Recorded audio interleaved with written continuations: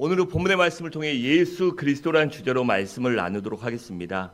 여러분, 우리가 성경을 보다 보면 율법과 은혜란 단어가 아주 많이 나오는 것을 볼 수 있습니다. 그렇다면 율법과 은혜란 무엇일까요? 먼저 율법은 주전 1450년경에 모세에게 주어졌는데 그 율법을 기록한 책을 모세오경, 즉 창세기, 출애기, 레위기, 민수기, 신명기, 이 구약 성경의 앞에 5권 모세오경이라고 부릅니다. 그리고 여기에 기록된 율법을 다 따져보면 약 613가지나 되는데 거기에 하라는 계명이 248, 248, 그리고 하지 말라는 계명이 몇 개죠? 365, 365가지나 있습니다. 그러니까 이 율법의 특징을 한마디로 요약하자면 바로 율법은 하라는 명령과 하지 말라는 명령으로 구분되어 있습니다. 그리고 그 율법의 대표적인 것이 바로 우리가 잘 아는 십계명입니다. 그리고 다음으로 은혜란 예수 그리스도를 통해 우리에게 주어졌습니다. 그러니까 은혜란 예수 그리스도를 통해 우리에게 주어진 하나님의 사랑을 함축적으로 말하고 있는 것입니다. 그런데 여러분, 우리가 신앙생활하면서 언제 율법이나 은혜를 말하는지 아십니까? 물론 신앙생활의 전반적인 영역에서 율법과 은혜에 대해서 우리가 고민하고 묵상하고 또 그것을 내 삶에 무엇이 하나님의 뜻인가를 고민할 때도 필요하지만 가장 구체적으로 다룰 때는 바로 구원의 문제에 율법과 은혜가 중요한 사항입니다. 여러분, 우리가 어떻게 해야 구원받느냐의 문제에 율법은 십계명 등 계명을 지켜야 한다고 주장하지만 은혜는 무엇이라고 말합니까? 오직 예수 그리스도를 믿기만 하면 된다고 그렇게 말씀합니다. 그러니까 율법은 구원받기 위해서 행위가 필요하다는 주장이고 은혜는 구원받기 위해선 오직 예수를 믿는 믿음만 있으면 된다는 주장입니다. 여러분, 이런 문제는 주님의 재림 이후에 끊임없이 일어났는데 특별히 초대교회에서는 이런 혼합주의를 택하려는 그러한 사람들이 종종 자주 많이 나타났습니다. 그러니까 우리가 구원받기 위해서는 당연히 예수 그리스도를 믿어야 하지만 율법도 지켜야 하고 할례도 행해야 하고 성경에 나오는 많은 율법을 계명을 지켜야 구원받을 수 있다고 합니다. 여러분, 언뜻 들으면 이 얼마나 그럴듯하고 이 괜찮은 말입니까? 그리고 오늘날에도 구원에 대한 이런 혼합주의를 주장하는 사람들이 아주 많이 있습니다. 그래서 우리가 구원받기 위해서는 예수 그리스도를 믿어야 하지만 그것만으로는 부족하고 안 된다. 그래서 우리가 구원받기 위해서는 선행도 베풀어야 하고 착하게 살아야 하고 열심히 신앙생활해야 하고 열심히 교회도 다니고 열심히 헌금해야 된다. 뭐 그런 말을 합니다. 그래야만 구원받고 천국에 갈 수 있다라고 주장합니다. 그러니 그런 사람들은 이런 말을 해요. 신앙이 약한 사람들에게 아니면 초신자들에게 아니면 자신들의 기준에 부합하지 않는 사람들에게 이렇게 말합니다. 넌 어떻게 성경도 제대로 모르고 기도도 제대로 못하고 교회 다니도 얼마 안 됐고 헌금도 제대로 못하고 제대로 못하는데 어떻게 구원받고 천국 갈 수 있냐? 그건 말도 안 되는 소리 아니냐? 빈대도 낯짝이 있어야지 무슨 염치로 구원받고 천국에 간다고 생각하냐? 그렇게 말하고 주장하는 사람들이 아직도 많이 있습니다. 여러분, 여기에 대해 분명히 다시 한번 말씀드립니다. 여러분, 구원은 하나님께서 우리들에게 거저 베풀어 주시는 은혜의 선물이기 때문에 우리가 오직 예수 그리스도를 나의 주 나의 하나님으로 믿기만 하면 구원을 받고 천국에 가는 것입니다. 거기에 다른 것은 필요 없어요. 선행하고 착하게 살고 신앙생활 열심히 하는 건 그 은혜가 너무나도 감사해서 갚을 수 없는 은혜를 갚아가는 과정이지 그게 우리의 구원과는 하등의 문제가 없다는 것입니다. 내가 구원받아 하나님의 자녀가 되고 천국 가는 데는 그것이 아무런 상관이 없어요. 다만 그 은혜가 감사해서 내 삶을, 시간을, 정성을, 마음을, 생명을 드리며 하나님을 섬기면 그것이 바로 천국의 상급과 면류관이 되는 것이고, 나의 구원을, 성화 구원을, 영화로운 구원을 완성하는 과정이지, 그것이 어떠한 기본이나 기준이나 목적이 아니라는 것입니다.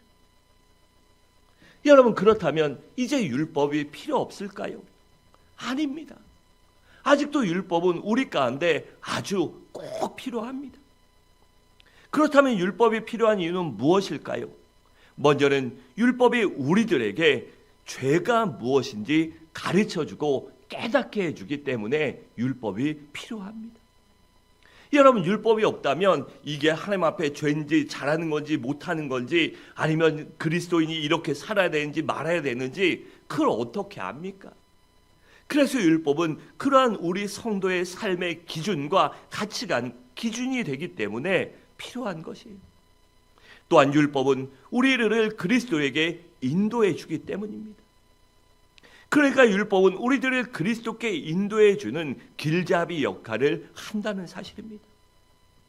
특별히 오늘 본문 1절과 3절을 보면 율법의 지위와 효력에 대해 로마 제국의 성년식에 비유하며 설명하고 있습니다. 여러분, 그 당시 로마의 귀족들은 많은 노예를 거느렸는데 그들을 주로 어떻게 얻었습니까? 바로 전쟁을 통해서, 정복 전쟁을 통해서 다른 나라와 어떤 성읍을 정복하고 그곳에 있는 사람들을 노예로 잡아와서 부리며 살았어요. 그러다 보니 그 노예들이 다 일자무식이요, 이 농사꾼이 아니었습니다. 그들 중에 귀족도 있었고 학자도 있었고 여러 면에서 인격적으로도 아니면 학문적으로도 아니면 무술이나 여러 가지가 뛰어나고 좋은 사람들이 많이 있었습니다.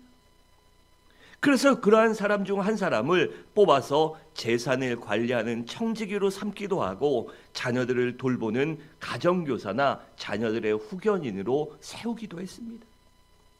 그러면 그렇게 발탁된 노예는 가정교사로서 귀족의 자녀들의 학문과 인격, 예법, 무술, 삶의 전반적인 것을 가르쳤습니다.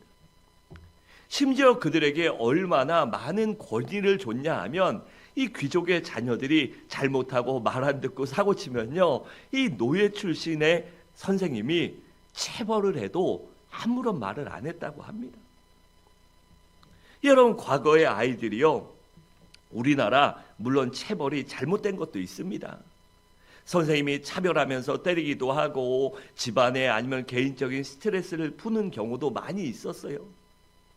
하지만 학생들이 잘못할 때 이 선생님이 체벌하고 학교에서 꼭 때린다거나 이것이 아니라 벌을 주고 야단치고 할 때 아무 소리 못했잖아요. 그때는 어느 정도 학교에 기준점이 있었습니다. 선생님 같은 분이 있고 학생 같은 사람들이 많았어요. 그런데 지금은요, 아이들에게 야단만 조금 심하게 쳐도 이 고소받는 상황입니다. 그러니 학교에서 선생님이 아이들을 안 가르치지요. 그래서 벌써 한 10수년 전에도요, 중학교, 고등학교 가도 구구단도 모르는 애들이 정말 많았습니다. 그러니 지금은 어떻겠습니까? 이건 교육의 잘못된 문제입니다. 무엇이 잘못됐다고 이게 나쁜 방향으로 한다고 그걸 모조리 없앤다? 잘못입니다. 잘못되고 문제가 있다면 그것을 개선해 나가고 좋은 방향으로 만들어 나가야지, 이건 좀 부족하니까, 이건 나쁘니까 아예 안 돼, 하지마, 없애버려. 여러분, 그래서 지금 이 나라의 교육이 무너지고 있는 것입니다. 하지만 그 당시 로마의 귀족들은 그렇게 이 선생님들에게, 자녀의 스승들에게 많은 책임을 줬지만 거기에 맞는 권위와 또한 지위를 허락했습니다.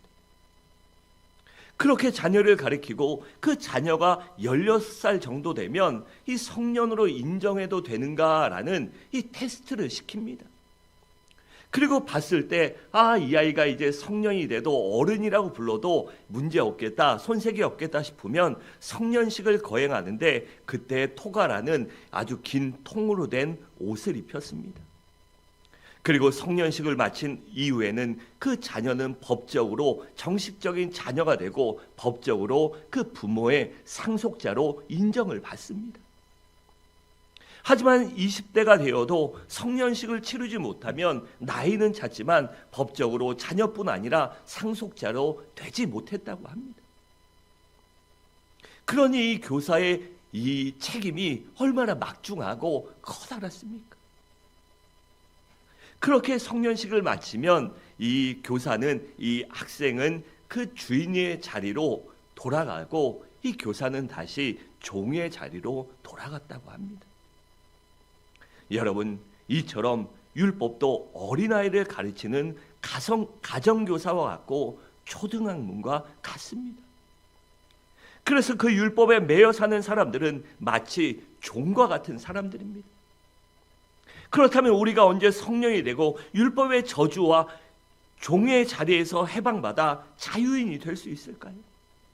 바로 예수 그리스도를 믿을 때 예수 그리스도를 통해서만 가능합니다. 그렇기 때문에 예수님께서 이 땅에 오신 것입니다. 그래서 예수 그리스도를 온전히 믿을 때 우리가 율법에서 해방받고 자유인이 되며 율법의 종에서 해방받아 성령이 되고 하나님의 상속자가 되는 것입니다. 그렇다면 구체적으로 왜 예수님께서 이 땅에 오셨을까요? 첫째로 때가 되었기 때문에 이 땅에 오셨습니다. 우리 4절 함께 읽겠습니다. 시작.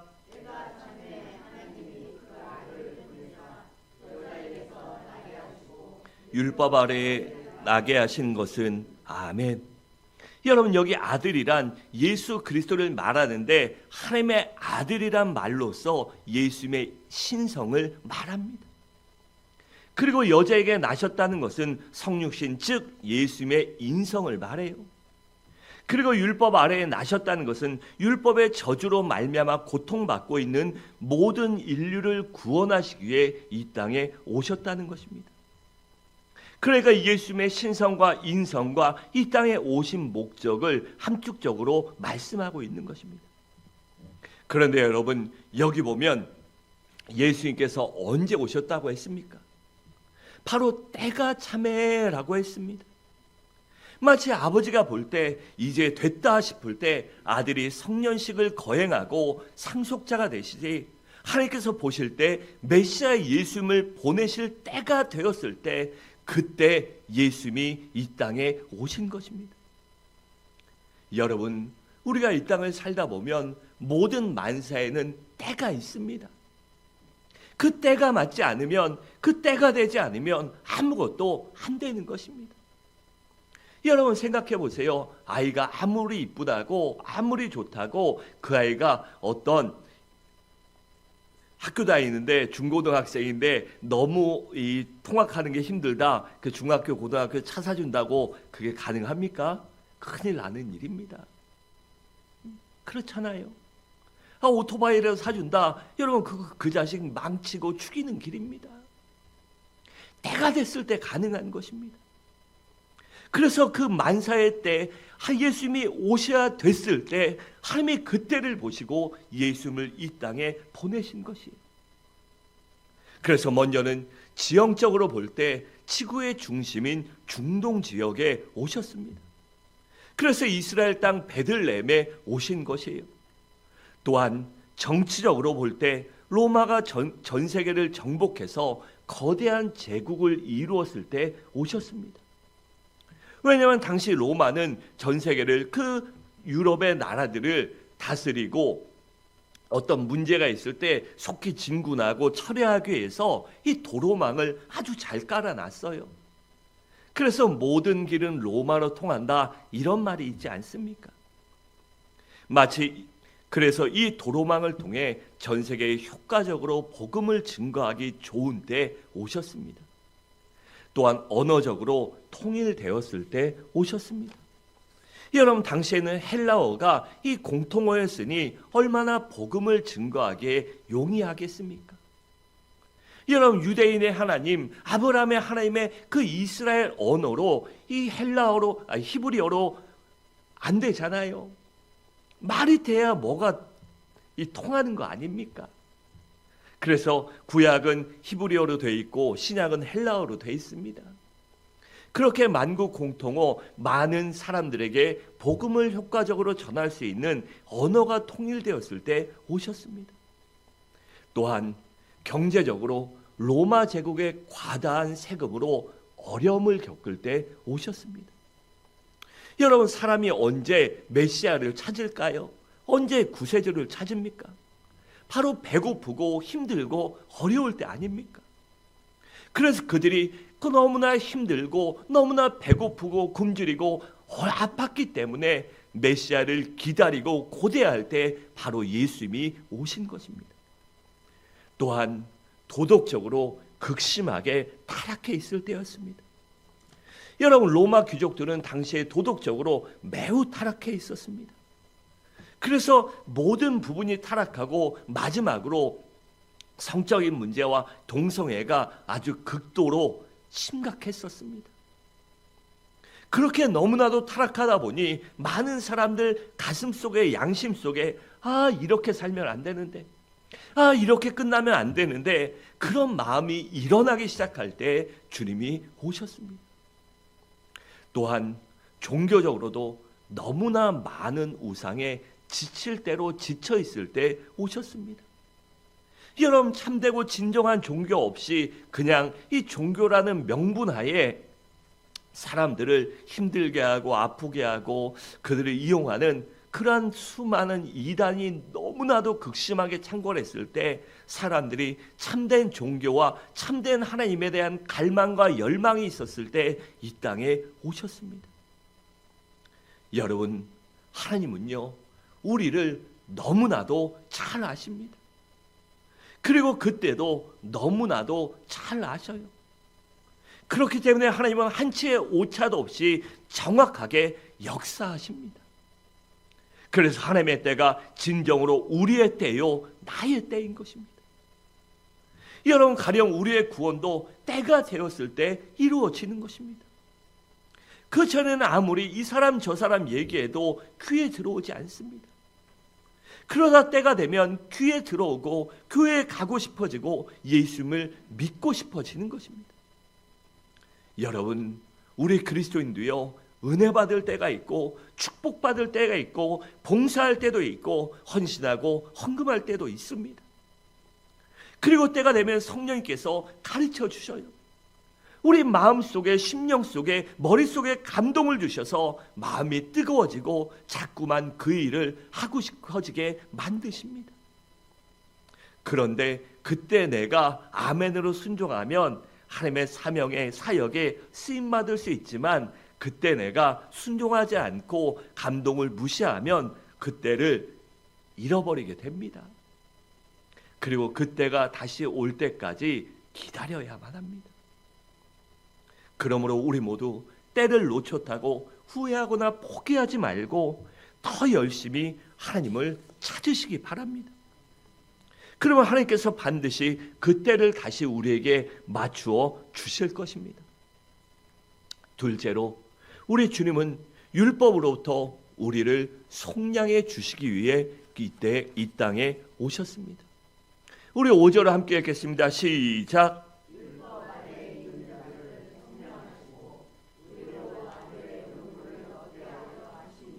아멘. 그러니까 이 말씀이 무엇입니까? 예수 그리스도께서는 율법으로부터 우리들을 속량해 주시기 위해 오셨다는 것입니다. 여러분, 속량이 무엇입니까? 그것은 어떤 일정한 값을 지불하고 해방시켜주고 되찾아오고 자유를 찾아주는 것을 말합니다. 여러분, 그렇다면 예수님께서는 어디로부터, 무엇으로부터 우리를 속량해 주시려고 오셨을까요? 바로 율법으로부터 우리를 속량해 주시기 위해 오셨습니다. 여러분, 율법은 우리들을 끊임없이 죄인이라고 정죄합니다. 그리고 율법은 죄의 대가로 우리들이 저주를 받아야 한다고 말합니다. 또 율법은 죄의 대가로 우리가 죽어야만 한다고 선언해요. 그리고 율법은 우리들이 죄의 대가로 죽고 나서도 영원한 형벌을 받아야 한다고 말씀합니다. 그러니 율법이 얼마나 무서웁니까? 율법대로 한다면 하나님의 자녀가 되고 천국 갈 사람이 누가 있겠습니까? 그러니 그 두려움과 어려움과 문제 속에 떠니 얼마나 힘들고 아프겠습니까? 그래서 우리를 율법으로부터 속량해 주시기에 이 땅에 오신 것입니다. 그런데 여러분, 속량에도 그 물건의 가치에 따라 각각 그 값이 다른 것입니다. 가령 보석도 가치에 따라 값이 다릅니다. 또 짐승이나 물건들도 다 그 가치에 따라 값이 다르게 정해지는 것이에요. 그렇다면 율법의 저주 아래에 있는 우리들을 속량하기 위해서 어떤 값을 지불해야 할까요? 그것은 돈으로 계산할 수 없습니다. 또 사람의 생명으로도 할 수 없습니다. 오직 하나님의 아들의 생명으로만 가능하고 속량합니다. 여러분, 그 정도로 죄가 무서운 것입니다. 그렇기 때문에 하나님의 아들이시오 죄가 없으신 예수님께서 이 땅에 오시고 십자가에서 살이 찢기시고 피를 다 쏟으시고 죽으신 것입니다. 여러분, 예수님께서는 우리들을 율법의 저주에서 속량해 주시고 해방시켜 주시려고 이 땅에 오셨습니다. 우리 모두 그 주님을 믿음으로 말미암아 율법의 저주와 두려움에서 해방되시기 바랍니다. 그래서 3장 13절에 이렇게 말씀합니다. 그리스도께서 우리를 위하여 저주를 받은 바 되사 율법의 저주에서 우리를 속량하셨으니 기록된 바 나무에 달린 자마다 저주 아래 있는 자라 하였습니다 라고 있습니다. 우리 모두 십자가에 달린 예수를 믿음으로 말미암아 온전히 확실하게 죽을 때까지, 우리의 끝날까지 믿음으로 말미암아 속량받고 죄사함 받는 우리 모든 성도님 되시기 바랍니다. 셋째로, 우리 주님이 이 땅에 오신 것은 우리들을 아들을 삼기 위해서입니다. 5절 하반절에 이렇게 말씀합니다. 우리로 아들의 명분을 얻게 하려 하심이라 라고 있습니다. 여러분, 예수님께서는 우리들을 율법의 저주와 죄와 죽음에서 속량하시고 하나님의 자녀까지 삼아 주셨습니다. 그러니 우리의 인생 가운데 이보다 더 감격스럽고 큰 일이 어디 있겠습니까? 그리고 우리들이 어떻게 하나님의 자녀가 되었습니까? 바로 우리가 예수 그리스도를 믿는 순간 예수 그리스도의 영이요 하나님의 영이신 성령 하나님께서 우리를 심령 속에 들어오셔서 영생을 주셨고 하나님을 아바 아버지라 부를 수 있도록 역사하여 주셨습니다.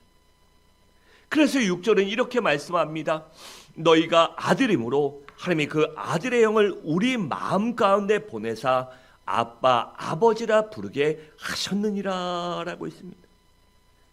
여러분, 아들과 종의 차이가 무엇이 있습니까? 여러분, 아들에겐 자유가 있지만 종에겐 자유가 없습니다. 또 아들에게는 부모의 끊임없는 사랑이 있지만 종에게는요, 사랑이 아닌 칭찬만 있습니다. 또 아들에게는 가족이 있지만 종에게는 가족이 없습니다. 또 아들에게는 부모의 상속이 있지만 종에게는 상속이 없습니다. 또 아들은 태어날 때부터 아버지를 닮지만 종은 아무리 애써도 그 주인을 닮을 수 없습니다. 또 아들은 상속자가 되지만 종은 아무리 애써도 관리인밖에 되지 못합니다. 그러니 아들이 되었다는 사실이 얼마나 큰 축복입니까? 우리 모두 이 사실을 믿음으로 내가 하나님의 거룩한 아들이다, 하나님의 딸이란 사실에 감격스러워하고 기뻐하고 날마다 감사하며 살아가시기 바랍니다. 넷째로, 우리 주님은 우리들에게 유업을 주시기 위해서 이 땅에 오셨습니다. 우리 7절을 함께 읽겠습니다. 시작. 아들이면 하나님으로 말미암아 유업을 받을 자니라. 아멘. 여러분, 여기 유업이 무엇을 말하죠? 바로 상속을 말합니다. 마치 로마 시대의 아들이라도 성년이 되어야 법적으로 아들이 되고 법적으로 상속자가 되시, 우리가 예수 그리스도를 믿으면 법적으로 하나님의 상속자가 된다는 사실입니다. 여러분, 우리가 살아갈 때 세상의 유력자 아니면 재벌이나 능력 있는 사람의 상속자가 되어도 얼마나 많은 사람들이 부러워합니까? 아, 나도 저렇게 한번 태어났으면 얼마나 많은 사람들이 부러워합니까? 하물며 창조주 하나님의 상속자가 되었으니 이보다 더 영광스러운 일이 어디 있겠습니까? 여러분, 우리가 예수 그리스도를 통해 하나님의 상속자가 되면 이 땅에서도 하나님이 주시는 기쁨과 평강과 능력과 풍성한 삶을 살아가게 됩니다. 그리고 사후에는 하늘나라에 가서 영원히 하나님과 더불어 함께 살게 됩니다. 그러니 이보다 더 기쁘고 감사한 일이 어디 있겠습니까? 여러분, 그렇다면 어떤 사람이 신앙적으로 성숙하고 은혜로운 사람일까요? 그것은 바로 언제나 예수 그리스도 중심으로 사는 사람입니다. 언제나 예수 그리스도의 은혜가 너무나도 감사해서 자원하는 마음으로 예배드리고, 자원하는 마음으로 감사하고, 자원하는 마음으로 헌금하고, 자원하는 마음으로 전도하고, 자원하는 마음으로 신앙생활하는 사람이 진정으로 성숙한 사람이요 은혜의 사람입니다. 반면에 어떤 사람이 신앙의 퇴보자이며 율법적인 사람인지 아십니까? 그것은 바로 율법적으로 신앙생활을 하는 사람들입니다. 그래서 주일 성수를 하거나 헌금이나 봉사를 하거나 하나님께 혼날까봐, 매맞을까봐, 아니면 다른 사람들의 눈 때문에, 어쩔 수 없는 뭐 때문에, 그것이 바로 그 체면 때문에 하는 사람이 바로 신앙의 퇴보자이며 율법적인 사람입니다. 그러니 신앙생활을 해도 도무지 기쁘지 않고 신바람 나지 않는 것입니다. 여러분, 율법적인 사람은요, 그렇기 때문에 주님과의 관계가 너무나도 잘못된 사람입니다. 그러다 보니 언제나 은혜보다는 법과 제도를 앞세우고, 은혜보다는 전통과 관행을 앞세우고, 은혜보다는 자기 체면을 더 중요시합니다. 여러분, 그렇기 때문에 율법으로 신앙생활하는 사람 보면 언제나 죄책감에 시달리며 갈등 속에 두려움으로 신앙생활을 해요.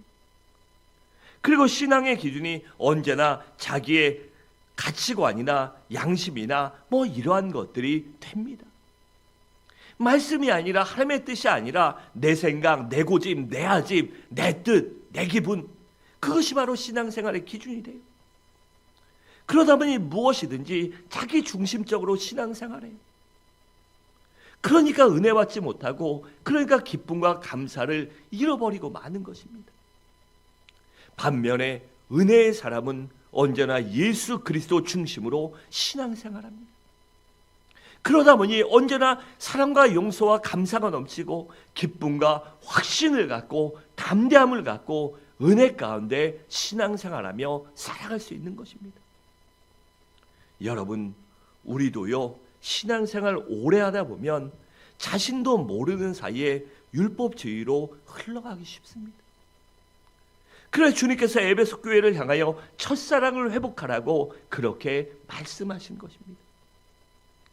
여러분, 우리 모두 항상 주님을 사랑하는 마음으로, 그 은혜가 너무나도 감사해서 은혜 중심으로, 말씀 중심으로, 우리 주님 중심으로 신앙생활하며 살아가시기 바랍니다.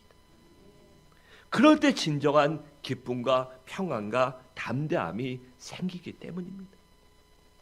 사랑하는 성도 여러분, 말씀을 마치도록 하겠습니다. 여러분, 우리 주님께서는 우리를 율법의 저주에서 속량하시고 축복해 주시며 하나님의 자녀 삼아 하나님의 상속자로 삼기 위하여 이 땅에 오셨습니다. 우리 모두 그런 예수님을 온전히 확실히 끝까지 믿으시기 바랍니다. 주님 나라 가는 그 순간까지, 육신의 장막을 벗는 그 마지막 날까지 언제나 그 주님을 붙들고 믿음으로 살아가시기 바랍니다.